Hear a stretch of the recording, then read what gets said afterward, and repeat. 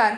પાંચમા આરામાં દુષ્પમ કલિકાલમાં દુર્લભ ગણી શકાય તેવો ગુણ અને પુણ્યનો સંગ્રહ પૂજ્યપાદ શ્રીના જીવન તટ પર આજે જોવા મળે છે।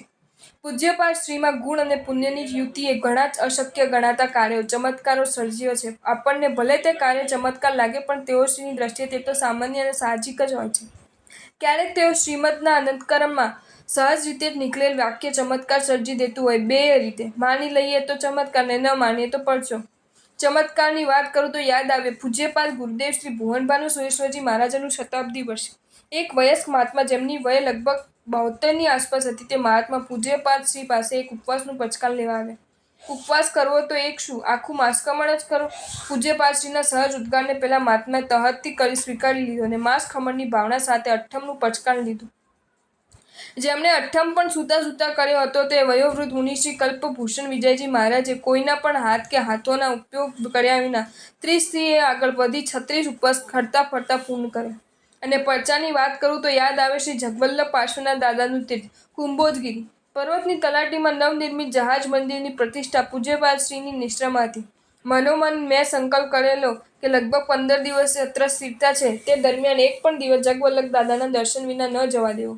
શરૂઆતના 2-4 દિવસ તો બરાબર ચાલ્યું પણ પ્રતિષ્ઠા મહોત્સવના પ્રથમ જ દિવસે વિધિ વિધાનો તેમજ કાપ વગેરે કારણોસર ઠેઠ 2 વાગે હું પરવાર્યો। મનમાં સતત દાદાની સ્મૃતિ રમતી હતી એટલે તરત જ કામળી દાંડો લઈ પૂજ્યપાદ શ્રીને મથેણ વંદામી કરી રજા માંગી। આજે ઘણો થાક્યો છે, થોડી વાર સૂઈ જા, તો આજે જાત્રા ચૂકાઈ જશે।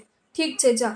આ નાનકડા પરિસંવાદમાં ઠીક છે નું મહત્વ સમજી ન શક્યો, ખરેખર તેમાં જ ઠીક વર્તાતું ન હતું।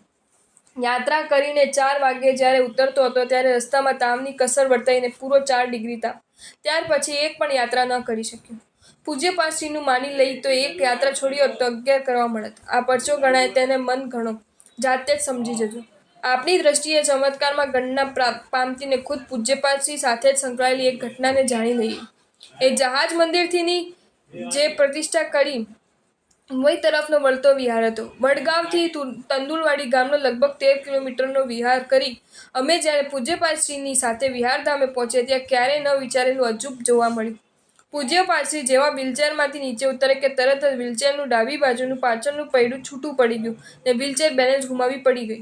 જેને પર પૂરા 2.5 કલાકનો વિહાર કર્યો તે વ્હીલચેર આમ એકાએક જ ગબડી જાય તે પૂજ્યપાદ શ્રીના પુણ્યના।